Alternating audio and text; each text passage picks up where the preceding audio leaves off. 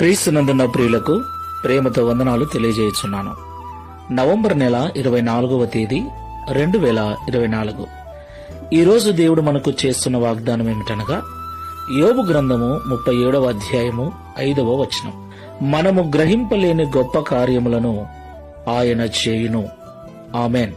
నా ప్రియమైన సహోదరి సహోదరులారా, ఎంత ప్రార్థనాపరులమైనప్పటికీ, ఆత్మీయమైన స్థితిలో ఎంత ఎదిగినప్పటికీ, వాక్యము ఎంతగా తెలిసినప్పటికీ, ఈ లోకంలో జీవిస్తున్న మనము కొన్నిసార్లు నిరాశలకు గురవుతూ ఉంటాం, నిస్సహాయత స్థితిలోకి వెళ్లిపోతూ ఉంటాం. నా ప్రియమైన సహోదరి సహోదరులారా, ఈ లోకంలో కష్టాలు, శ్రమలు ఎవరిని వదిలిపెట్టవు. నిందలు, అవమానాలు క్రైస్తవులకు కూడా వస్తాయి. ఈ లోకంలో దేవుని బిడలుగా జీవిస్తున్న మనము వీటన్నిటినీ అనుభవించవలసి ఉంది.